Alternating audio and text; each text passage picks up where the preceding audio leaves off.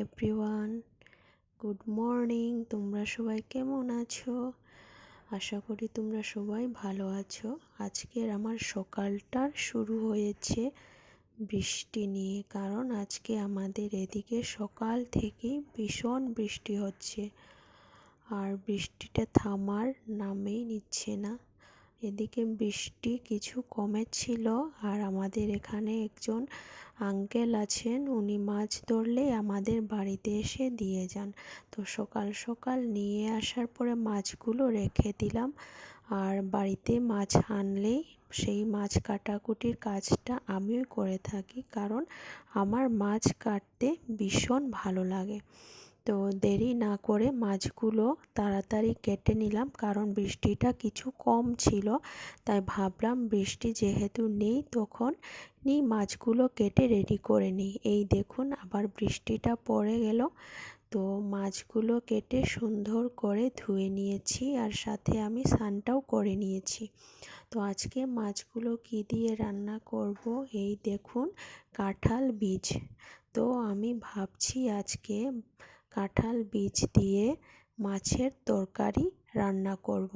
আর এই মাছের তরকারির স্বাদটা হচ্ছে এই পাতা হচ্ছে আমাদের মণিপুরি স্পেশাল ল্যান্নাম পাতা, যেটা আমরা প্রতি সবজি সম্বাসে আমরা দিয়ে থাকি। তো এই পাতাটা দিয়ে আজকে মাছের ঝোলটা বানাবো। আর মাছগুলোতে একটু তেল বেরিয়েছে, তো ভাবছি তেলগুলো ছোট বেগুন আর আলু দিয়ে ভাজা করব।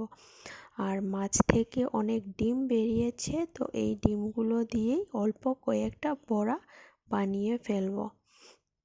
তো আমাদের বাড়িতে প্রচুর কাঁঠাল গাছ, তো সেই কাঁঠাল গাছ থেকে আমার শাশুড়ি মা অনেকগুলো সংরক্ষণ করে রেখে দিয়েছেন, কারণ আমরা এই কাঁঠাল বাড়িতে সবই খাই, কিন্তু ততটা খেতে পারি না। তাই বীজগুলো যেহেতু সংরক্ষণ করে রাখি আমরা সারা বছরের, তো শাশুড়ি মা কী করেন, এই কাঁঠাল বীজগুলো এরকম করে বের করে সেগুলোকে শুকিয়ে এরকম করে রেখে দেন, কারণ এইভাবে কাঁঠাল বীজগুলো রাখলে উনি বলেন নাকি অনেক দিন ধরে সংরক্ষণ করে রাখা যায়। তো দেখুন আমাদের বাড়িতে কীরকম কাঁঠাল গাছ।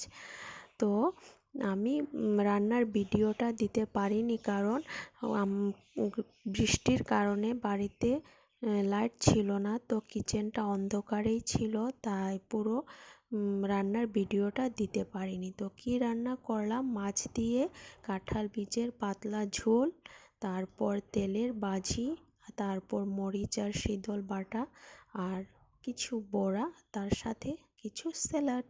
ভিডিওটা যদি ভালো লেগে থাকে তাহলে অবশ্যই লাইক করবেন আর বন্ধু বান্ধবীদের সাথে অবশ্যই শেয়ার করবেন। ধন্যবাদ।